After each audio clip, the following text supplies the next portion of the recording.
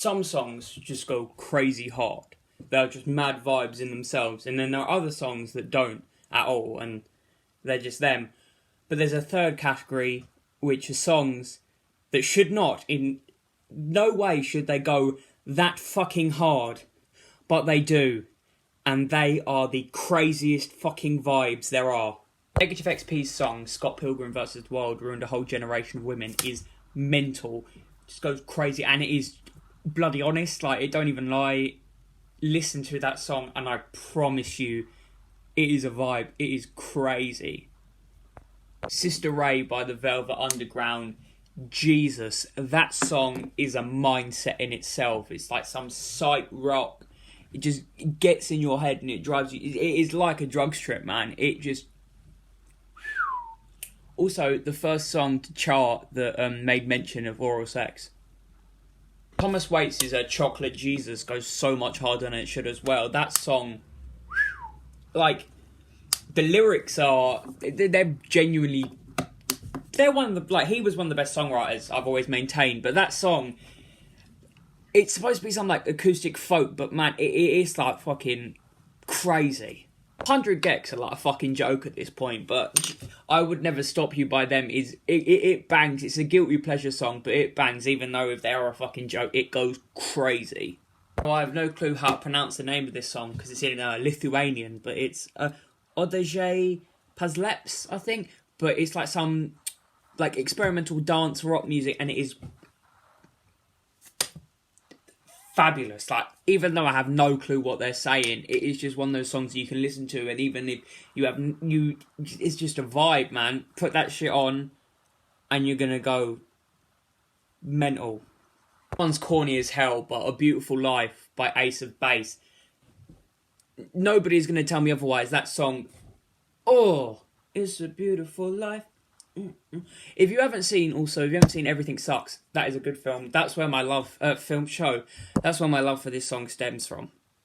It goes mental, and it is cheesy and it's a bit corny, but it goes crazy. It is Red Flag Blues by Godspeed You, Black Emperor. It's very niche song. It's a sort of half spoken word, half just pure instrumental. But if you can take time, it's a long song. I think it's like 17 minutes long or 20 minutes long. But if you can completely, like, dissociate yourself from everything and just focus entirely on that song, it is just astounding. That vibe you get from just being, like, sitting in the dark listening to that song with no one around, that blows your mind. And it's like it's like poetry, but it's not. There's music in it, but it's... And if you were to treat it as sort of a poetic writing, it is, like, fabulous writing. Like, it is, like, genius level. Corpse Husband has been my favourite YouTuber for about 4 years now, and he's only just started releasing music. But his song Cat Girls Are Ruining My Life, it sounds like it should be a joke. And because of the way, if you ever watch him, you know, he does not seem like the singing type, especially with a voice like his. But Jesus Christ, that song, go and listen to it now. It is mental. Make Myself Stuck in the Floods with the captain of the cheerleading squad is another sort of heavier song, and you can barely understand the words if you aren't reading them, the lyrics. But it's a vibe. It's crazy on the instrumental with the beats and the drums, because it's a Midwest song, but it's a lot less like lots of Midwest songs. Yes, they have their focus on the instrument, but this one on the vocals. This one has its focus on the instruments. Man, you can barely hear the words. But still, with the words, you learn so much, but it goes crazy.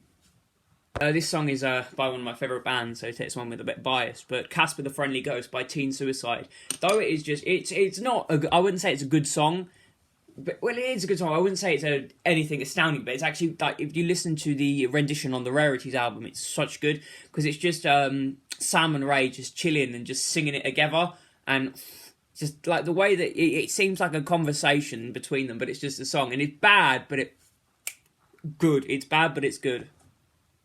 AV wrote Skinny Black Jeans as a joke to mock people, but that beat behind that is phenomenal. And the lyrics, they're so catchy, and it's like a bop, and the rhyme and the cadence is he has good cadence, JV, in every one of his songs, but this is a good example of his ability and skill. Hear Me by Jelani Amani and David the Tragic. Jelani Amani is actually the kid from Bubble Guppies. He was that when he was younger. But this song, it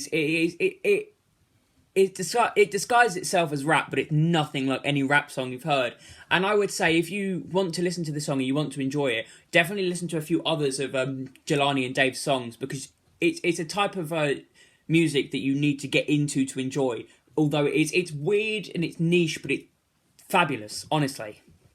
Yeah. Mentalist song ever. This song blows my mind at how deep this one cuts. Vengeance by Shinigami and 93 Feet of Smoke.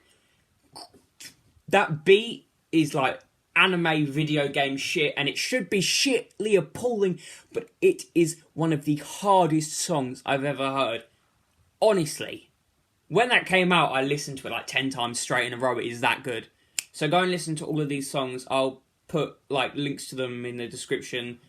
Go and link them. I might make a playlist, but some of them aren't on the same as others. So something will be down there where you can watch them all. Go vibe.